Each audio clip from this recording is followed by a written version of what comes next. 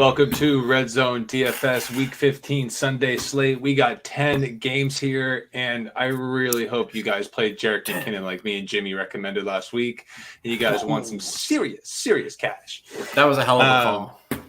Man, he exploded. He nuked the slate. Yeah. Dude, at like 4,700, just absolutely nuked the slate. Yeah. That was enjoyable. Now this week, fun. We have one of the worst mispricings I've ever seen in my, I don't know, what's been about 12 years of playing DFS, I think. So, should be interesting. I like it. Let's hit it. Joe, you never get to go first. Who do you like up top? Quarterback. Dude, I love Justin Fields this week. I feel like we just haven't seen him, right? He's been kind of hurt. The Bears are on a bye week. Like Justin Fields kind of just slipped into the shadows here. And I can see Justin Fields, like Philly's going to kick their ass. And then Chicago is just going to have to play some weird shit. And this is where Justin Fields is going to run, throw. I mean, he's going to pile on the points here. And I think 7,400 is just way too cheap. You can't ignore it. He's our ultimate play behind quarterback. So Justin Fields is my number one guy this week. Number one. Numero uno. Oh, man. All right. That kind of threw me for a curveball here. Yeah. I like that. I'm going to go back to Philly just for the same reasons. Like, I just think they're running at another level right now.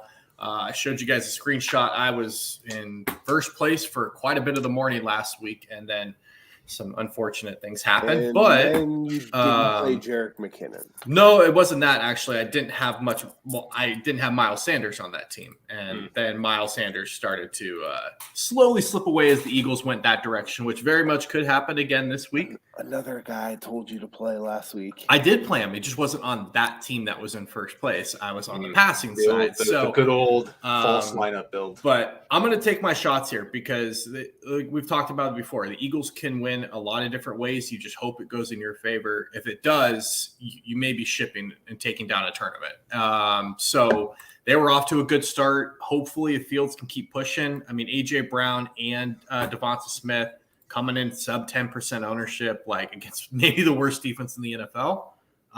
Sign me up for that. So, well, here's where we get we don't have to wait long to find out who I think is the worst mispricing that I've seen in maybe 12 years. Let's hear it. It's Patrick Mahomes at 8,100 versus the Houston fucking Texans.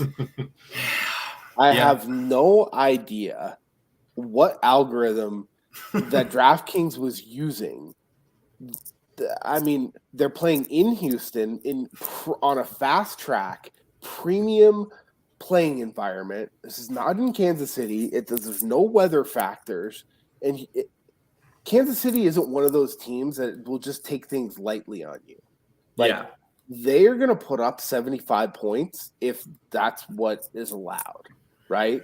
I don't really even know who to pair Patrick Mahomes with. I'm just going to pair him with Travis Kelce and move on.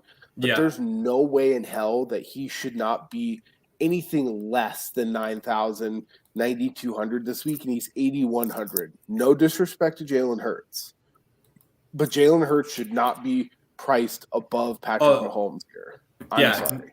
I hear you there for sure. So I can't argue with it at all.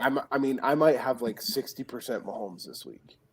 It's almost too easy to line that up. There's so much value everywhere else with guys who are hurt.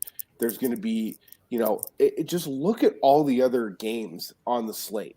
Yep. There are so many just straight up terrible fucking games on the slate where, I mean, I don't even know. I know the Philly Chicago game is near the same total, but I think that Kansas City gets to the 49.5 themselves.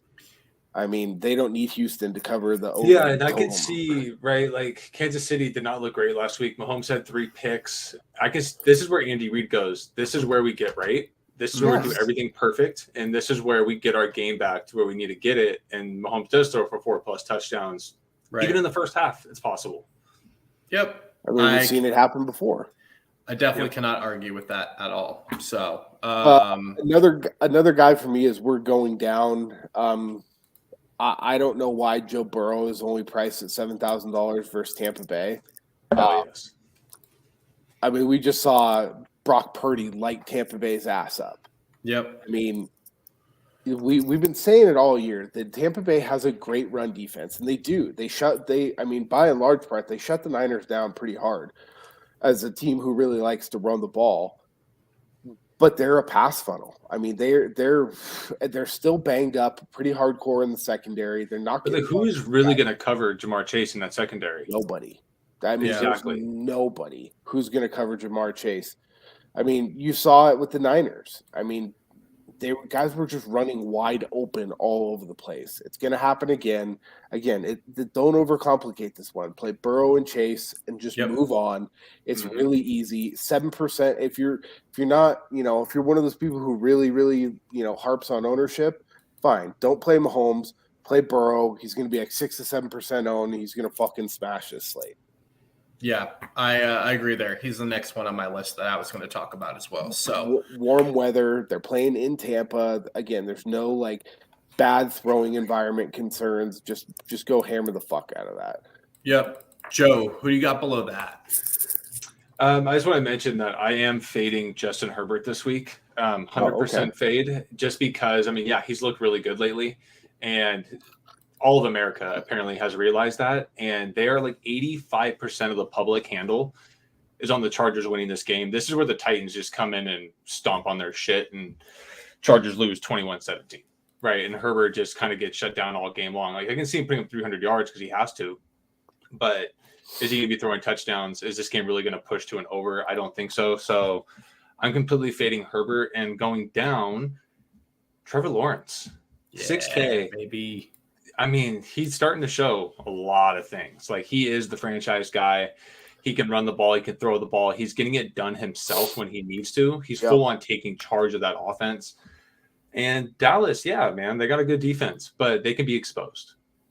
Yeah, especially with Jacksonville, the amount of talent that Jacksonville has. And if they're down, I like it even more. If Dallas comes out and just stomps their shit, I like that Jacksonville can throw the ball a lot. So Trevor Lawrence, if I need to go down, he's one of my favorites this week.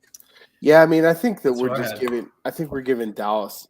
They're a good team, but no good team should be able to have what almost happened to Dallas last week. So yeah, I was reading a lot too that Jacksonville has got one of the better pass protecting offensive lines. I know that doesn't matter quite a bit when Micah Parsons is coming around the corner, but since the guy is a human wrecking ball, but Trevor Lawrence just looks good, man. He just looks fantastic. Well, it's the same kind of situation with the Giants. Peterson's a good coach, and he's actually putting them in positions to succeed, and it's obvious. Yes. Yep. Along with that, Jacksonville gives up points too, right? Yep. So this is a perfect setup potentially for something popping off. So I'm with you there with old T-Law. Going down. Anybody else here? Are we signing up for the Desmond Ridder show? I have 2 lineups right now with Desmond Ridder. I'm a big fan of that call. I just think for the fact he does have rushing ability. I watched him a lot in college at Cincinnati. This is his shot because if he bombs these next couple of weeks, Atlanta will be in the market for a quarterback next year. No doubt about it. So he's got a shot here. You got Drake London. You've got some options in the receipt. The thing is, Ridder can run. And he's not this erratic runner.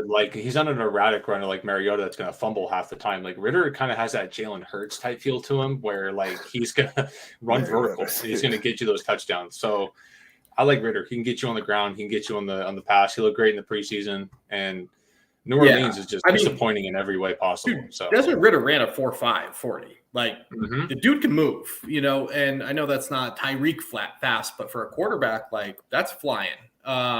So to put it into perspective, I think Justin Fields is a 4.4, he can move. And I just think the Saints are overrated as hell, to be totally honest. So I can't believe Atlanta is not eliminated yet from the playoffs.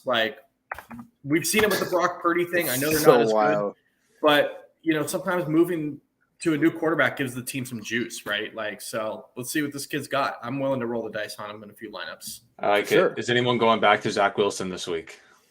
I think you have to. Yes. And he's playing the Detroit Lions. Mm-hmm. At home, their defense is just not good. And again, I don't think you have to. I think that my favorite situation of playing Zach is probably playing him with Garrett Wilson and Tyler Conklin. Or if you just want to play him with Wilson, that's fine. But you want to talk about getting your shot. This is a guy who's essentially just got benched. And now because of Mike White having a little loosey-goosey concussion protocol here, No, I think it's like a ruptured shot. lung. The doctors won't let him play because his lung is like bursting with fluid. well, there you go. But yeah, I mean, I think that you got to roll the dice and go back to Zach Wilson in a couple lineups here because absolutely nobody is going to play him because of the negative bias around him. Yep. And it's just a perfect spot. I can see the Jets winning this game. I can see the score getting run up a little bit. The one person I will avoid is Eli Moore because apparently Zach Wilson and Eli Moore have literally zero rapport. Whenever he's at quarterback, Eli Moore doesn't get a catch, and like Flacco goes in and Eli gets 6 catches. Isn't that wild? So, I've had this tweet queued up. I think you're going to see a Step Brothers type situation in the movie where you just have two moral enemies. They have to come together. I think you see some Elijah Moore this weekend, dude. They have no one else. Corey Davis is out. You can't just throw to Garrett Wilson every single play. Right, they have Tyler Conklin. They do have Tyler Conklin, which I will be playing. But I'm with you guys. The Lions defense is definitely beatable. I think the Jets are a pretty damn good football team. If they can get this quarterback position right. I'm taking some shots. He's too cheap. And I like it too because they're going to see a lot of ownership pull off of Garrett Wilson here, which makes me like him even more. Yeah. Hell yes. All right, guys, let's go to running backs before we get too far down there in the quarterbacks. Good. All Jimmy, right. favorite running back on the slate?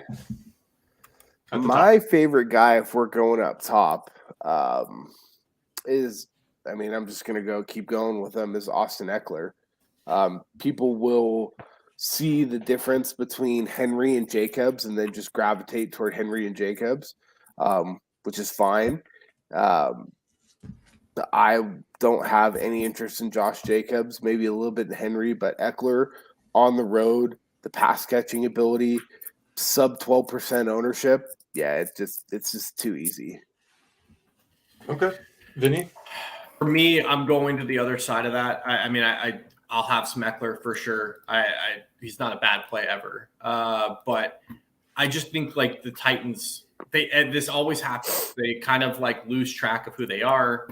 And then they come back in a great matchup on the ground. And we could see a 30-35 carry game out of Derrick Henry here. Like this, I think it's has all the makings. Dude, Henry was absolutely destroying the slate last week before. I don't know what happened, but they kind of throttled back a little bit. Jacksonville's playing well and kind of nipping at their heels here a little bit. I think we see a monster game out of Henry this week. So for me, it's Henry up top if I'm going there. I agree. Henry's definitely one of my favorites, but you can't ignore Tony Pollard. Pollard, we've been saying this for 3 seasons, and he's finally getting more carries, I guess. He's not getting the bell cow share. It doesn't even matter. The guy can break off any play, anytime, and he's getting red zone touches. He gets throws in the red zone. Tony Pollard at 7,100 is just too cheap. Line him up because he can have that slate-breaking type game, especially against Jacksonville. He's going to be he's going to be one of the lowest owned running backs on the slate. I can't. That's incredible. I just people are going. We've got right now, just so everybody knows a little context. We got Jacobs and Henry both at in the low 20s, 20 to 23%. Mixon at around 9%. Tony Pollard 6 to 8%. And then people are apparently wanting to play James Conner. 18%. I don't. Not I don't even get as it. mind-boggling as the 22% on Alvin Kamara, where the guy's averaging about 4 DraftKings points a game over the last 2 months. I mean, but at least Kamara has the dude. They're playing with Brett Rippon or whoever the hell is playing quarterback. I mean, I know that the Red Rifle is not a whole lot better, but you're talking about Colt McCoy. Wrong side of the game. Is Colt McCoy playing? I have no idea. Because he didn't finish last game. So yeah, I really haven't paid too much attention because I had literally zero interest in that game. I can't really blame you for that. Yeah, no injury designation. It will be the Colt attack. Okay, but I mean, yeah, man. I mean, it's just like I'm not whatever. Like again, we talk about this all the time. I'm more than happy to let 22% of the field play Kamara and Connor. Like, I'll just go play Pollard. Yeah. Yep. Or drop right below and play Miles Sanders for 10% ownership. Yep. So going down the board here, let's go like 6,000 to 5,000. Who's your favorite in there? All right. I have one favorite, and then I have one off the board play that I got a little hunch this week. Okay. So I think one of my favorites is I'm going to be playing Knight, obviously from the Jets. Zonovan Knight, he's just been getting the touches. Like, he's the dude there. It's very clear. We've talked about the Lions defense. Like, I don't think they're going to come out with a game plan letting Zach Wilson throw this ball like nearly 30, 40 times. So I got to imagine he gets a lot of workload here. But I got a gut feeling it's probably going to absolutely sting me and kill all my lineups. But I'm going to play some chunky Lenny this week. I think this could be a Fournette game for Tampa. I think that game kind of pops off a little bit.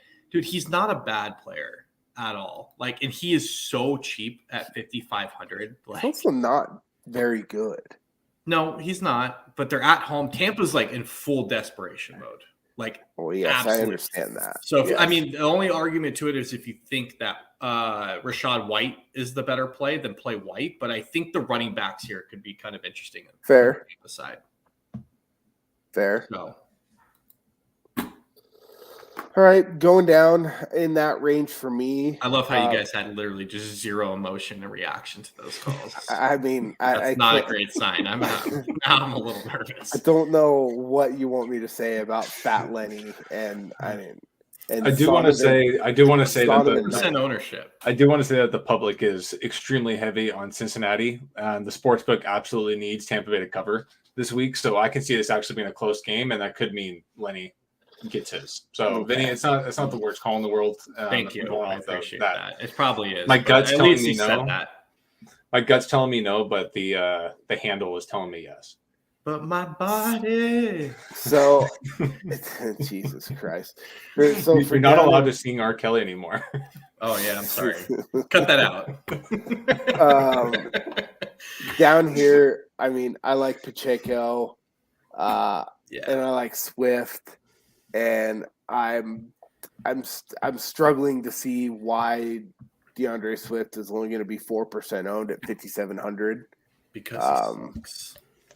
No, he doesn't suck, Vinny. He's actually a good player. Remains to be seen.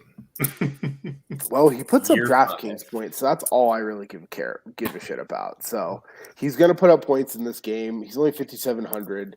He's got the highest ceiling of anyone down here, aside from maybe Donta Foreman. But I don't know if, how close I can get to that this week. Are you guys going to play any Jet McKinnon?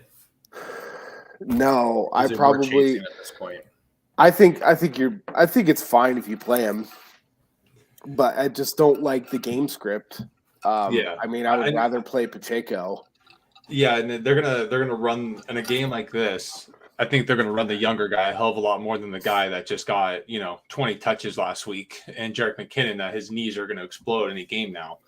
So I think it's gonna be a semi-rest week for McKinnon. And I think Pacheco is the one that gets all the hub this week. Well, I liked McKinnon. Part of the reason why I liked McKinnon so much last week is because they're playing against Denver, and the one asset of Denver's defense is a pass rush and the heat that they can bring on the quarterback, right? And you saw it. I mean, that big fluke play was a Mahomes scramble. Linebackers sucked up, and he just dumped it over to McKinnon, and he's off to the races. They're not really going to have to do that this week, right? Like they're just going to be able to 5-step, 6-step, 7-step drop, huck it to whoever, or they're just going to run the ball at Pacheco. So, Yeah, I mean, it's not that I don't like McKinnon. I just don't like the situation where I think he shines this week like he did last week. Okay. Can I interest you guys? Oh, lay it on me. And my problem is I don't know who to play, but it's either Rex Burkhead or Dare Ugunbowale. No, it's for sure. It's for sure Sex Rex, dude, because there's only 2 active running backs on the Texans this week, and those are the 2. And I want the pass catching guy. So, and that's Rex. The Goomba is not a pass catcher. That guy is a pound your head against the fucking cinder blocks at the bar kind of guy. I mean, he's just, he's the ultimate meathead. He's a short yardage grinder. Burkhead's the guy that's going to be in there with all the passing. Burkhead's been on the team longer, understands the pass blocking schemes as well. I mean, I know they don't care, they're just kind of playing a revolving door of quarterbacks right now. It's musical chairs of who's going to get the next series. But yeah, I think Rex is the guy that I'm going to have quite a bit of interest in. Yeah, 4,600 coming from behind, the pass catching running back. I can see Burkhead getting like 8 catches this game, easy. Yeah. And if he gets us 1 touchdown with that, I mean, we're rolling to save some money. So I really like Rex Burkhead this week. I've been looking at that all week, finding that sub 5K guy. So is there anyone else down here you guys are interested in, or can we move on to receivers? For me, it was just Rex, unless Vinnie has some other shit stabber down here. Nope, I'm good. On to receivers. Okay. Moving on. I think Chase is the automatic receiver that I'm going to be playing. Even in my non-Burrow lineups, I'm going to be getting Chase. 8,300 is wildly cheap. He's getting 10-plus catches this week. He got held out of the end zone last week. He's definitely getting a touchdown this week. Chase is by and far my numero uno this week. Yep.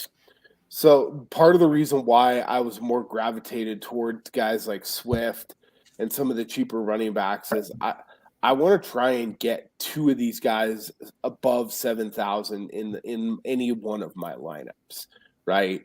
I'm with Joey on Chase. I mean, it's pick your poison between those 3, right? I think you got to just keep hammering St. Brown. 18%, I don't care. The volume that he's getting is just absolutely stupid. And then I think CeeDee Lamb should be garnering a little bit more price as well. 7,300 is a little bit too cheap for him, for the guy that's basically, getting 60% of the target share. Yeah, that's the guy I like this week quite a bit. Obviously, yeah. One of the clear bringbacks. If you think that Jacksonville game pops off, especially, I think you very simply go Pollard and CD as the bringbacks and full game stack that thing, and easy. You're getting a lot of action there. Easy. One of the other really good bringbacks that I like here is Olave down at 6,500. If we're going to be playing Desmond, that's the dude. So yeah, I think he's a pretty good price. The only other guy in this range that I think is really interesting, he got a touchdown call back 2 weeks ago, or was it last week, Jim? You made a great call because it almost paid off, as Mike Evans.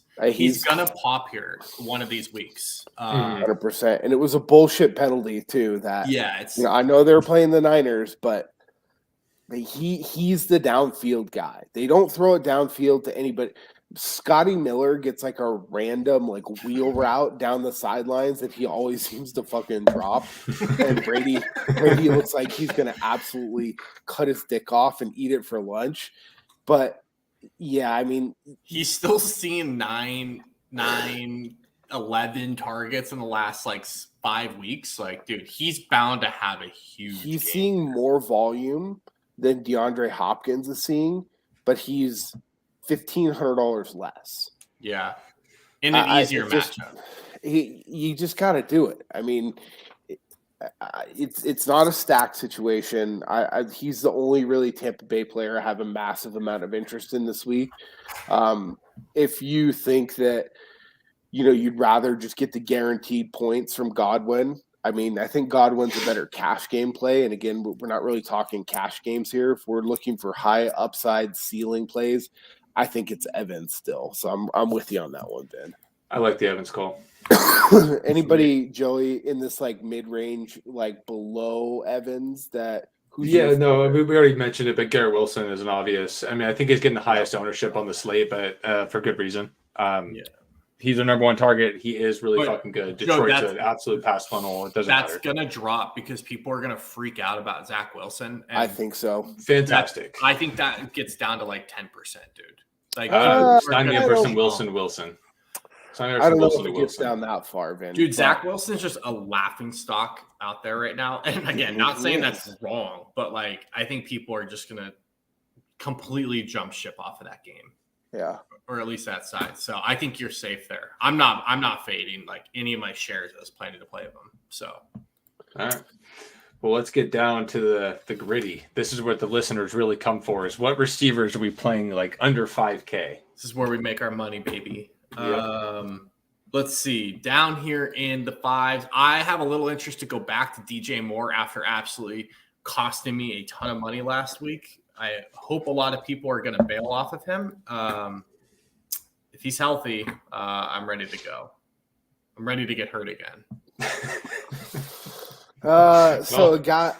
Two guys. I played this guy a little bit last week. I didn't really talk about him on the pod because I thought you guys would like call it a wellness check. It's the local police for me. But Nick Westbrook-Akeen is a guy that in passing, I mean, go look what he did last week. I know. I hate that guy. I don't like him either, and I don't even know why I don't like him. Yeah, I have no reason.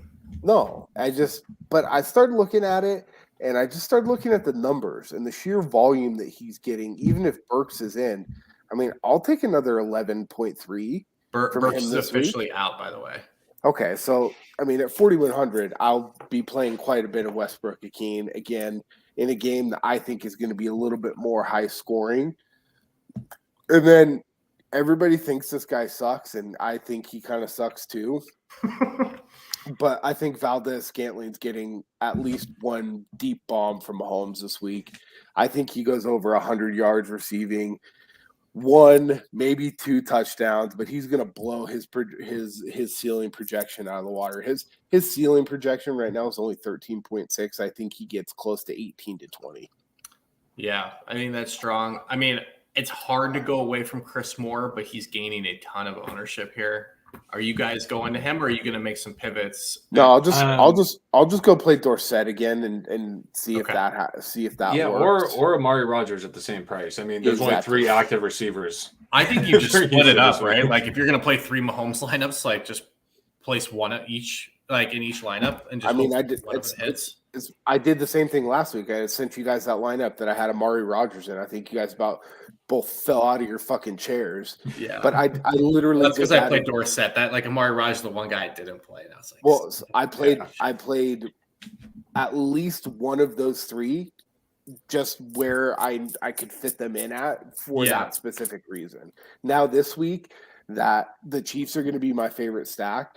It's just the easiest thing. Like if I want to put in Burkhead and then just like one of these random guys, like it's so cheap and I can go get all other premium players. Yeah, I think that's fair. Anybody else down here? I think Dorsett is a really sneaky call, or Amari, whatever one, because like I could see the entire industry being so furious when the Chiefs just say, okay, well, like you have no one. We're just going to cover Chris Moore and you're done. And Philip Dorsett does what we thought was going to do last week. So I think that's a super sneaky call. I've got one more guy down here, but I'll hit him after you guys go. Are you guys? I don't know. His name has attracted me. Not that he's done shit this year, but he did catch a touchdown last week. It's Russell Gage at 3,500, fully healthy. He's playing almost every snap on the offense now. He caught a touchdown for Brady, or actually a really sick touchdown. You know how it is with Brady. Once you start getting a little bit of trust with him, he'll start firing the ball at you. So is Russell Gage on your guys' radar, or is it just like, oh, I don't see a Q tag next to his name anymore, and that's exciting? No. Personally, he's not. I would rather play a Kendrick Bourne at 3,100 is going to be my guy. I think you can play Bourne or Aguilar. Yeah.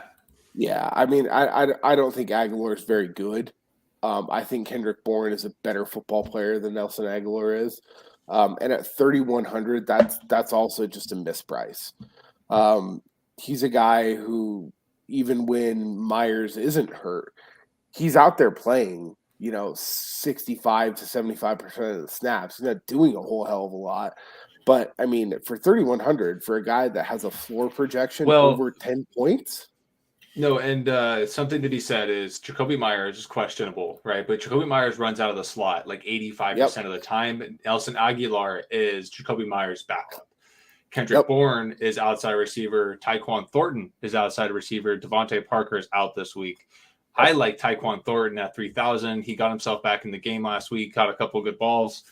At 3K, Thornton, that's going to be on the field 80% plus, and he's got all the talent. I really like Bourne and Thornton. I'm just a little more attracted to Thornton, I guess. I think but either one of those guys, I think is somebody who you have to probably try and get into your lineup.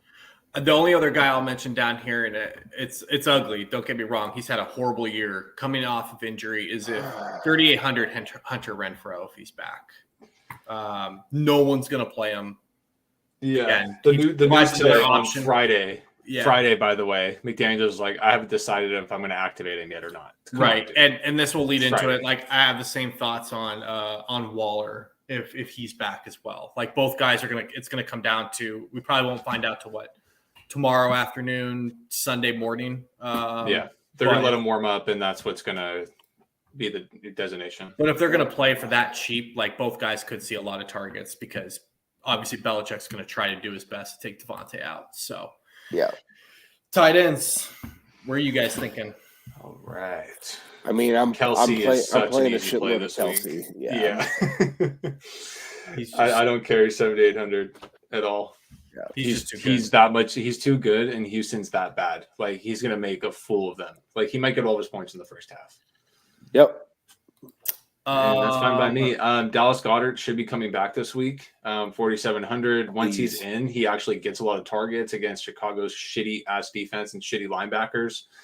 Is Dallas Goedert on your guys' radar this week? My only concern, Joey, is that they need him for the playoffs, and they may not play him a ton. Yeah. Like get out there and get hit a few times and just he's an integral part to their team. If this game, I think that they're going to win pretty handily. If it was going to be more of a close game, then I might have some more interest, but not this week. I kind of want to see how he does coming off injury, and then get into him next week. Good. I like Cole Kmet is like the only guy in Chicago with an ounce of talent to catch passes. Dude, they're like number 2 receiver this week is Dante Pettis. Yeah, I'll just play Cole Kmet at 4K. And number 1 is Equinemius St. Brown, the other St. Brown brother. The better one. Any dance and riff for you this week? No. I'm not playing shitty. I'm just kidding. I just want to see your reaction. Take it easy. I just want to see your reaction. I didn't know Denver can downgrade at quarterback, but they're even downgrading at quarterbacks. Dude, that's first off, real quick, like the first time we've seen life out of Russ all year, he gets knocked out cold. Like, I was like, dude, when he went for that run too, I was just like, oh, found the fountain of youth, and he died. It was just like, oh, he didn't make it to the fountain of youth. He almost got there. Personally, I think he's trying to get out of the lineup. It's about 3 yards short, Joe. No, yeah, I thought it was a fake concussion at first too. Like, he was just like, "Get me the fuck out of here!" And then I saw the hematoma coming off his forehead, and I was like, "Oh, okay, not it's good. real."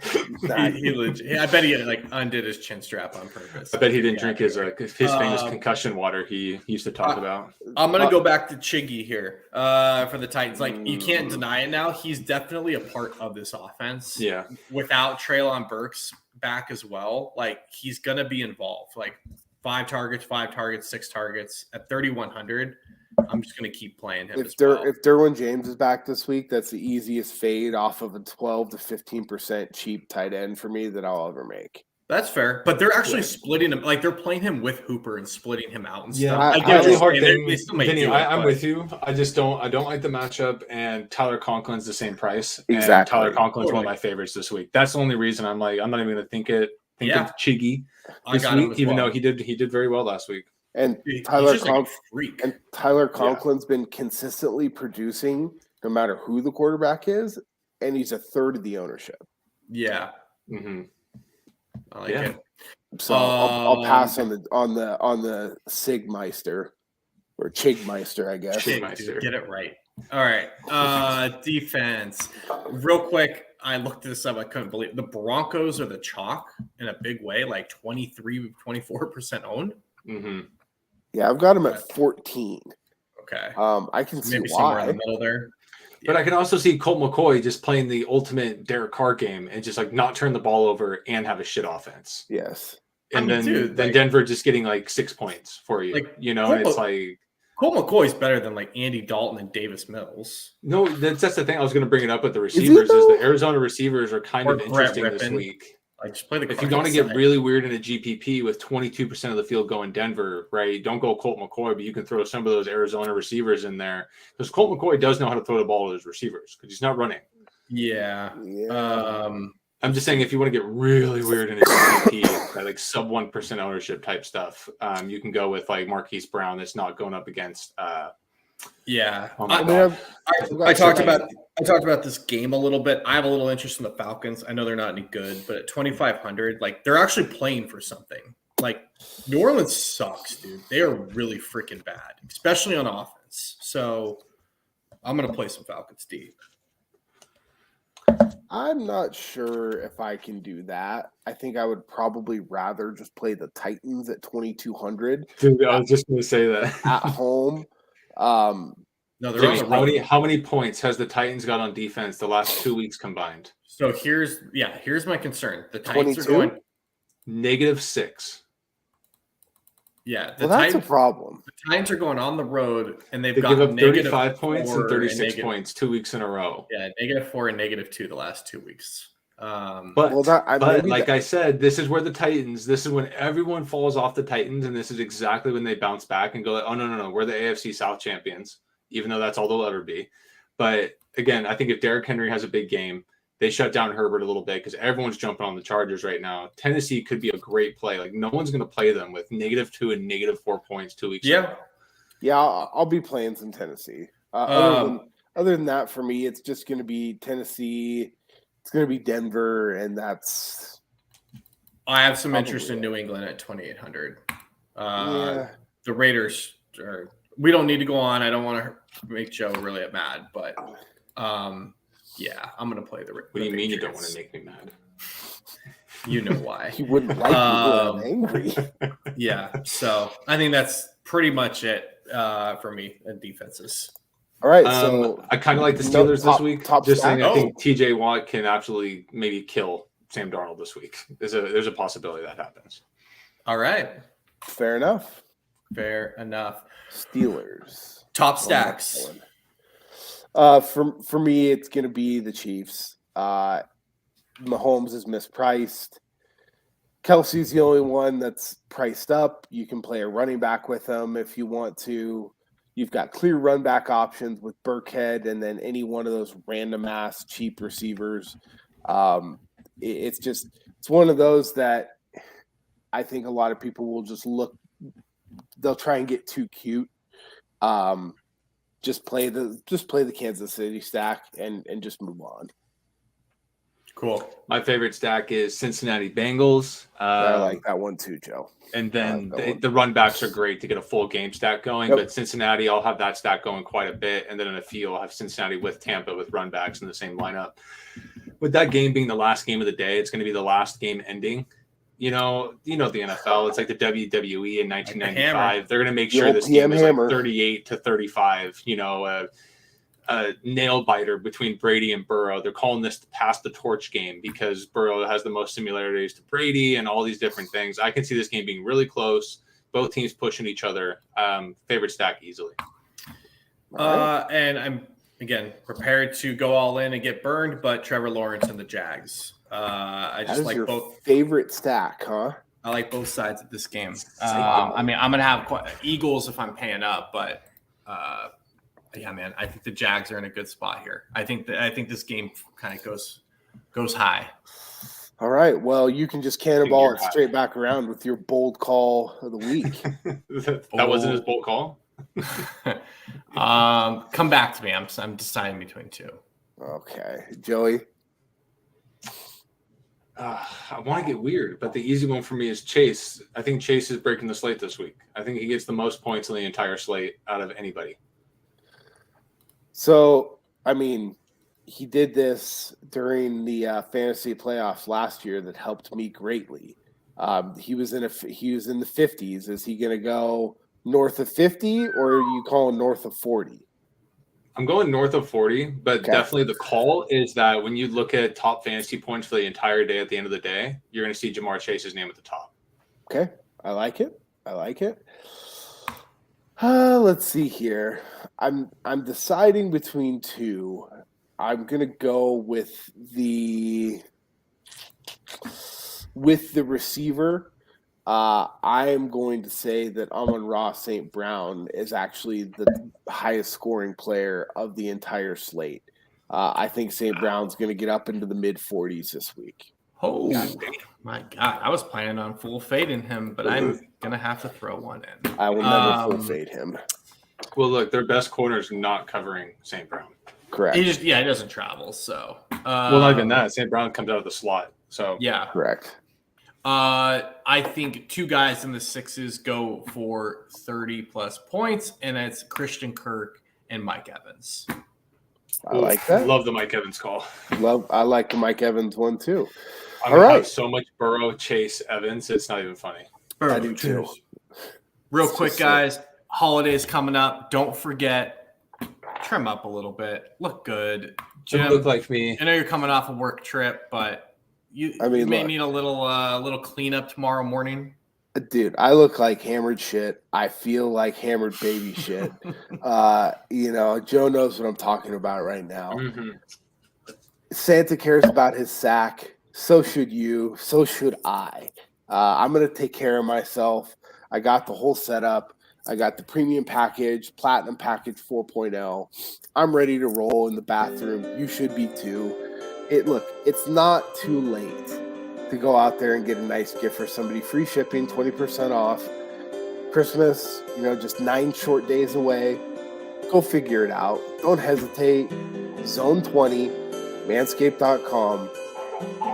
Take care of yourself, and you make sure that your buddies are taken care of out there as well. Jingle bells, jingle balls, holidays coming up. Take care of yourself. Please. That's going to be it, guys. Yeah. Good luck this weekend. All right, weekend. guys. Make sure you hit us up on Twitter. Hit us with questions. We're all over Twitter. We'll answer your questions. If you, are undecided on two guys and you need a little bit of help, hit us up. We want to get interactive with you guys. So get us on Twitter. Red Zone DFS, JJ McIntosh, Vinnie Levine 29, and DFS Joey Levine. And good luck this week. Thanks for listening. Peace. Later.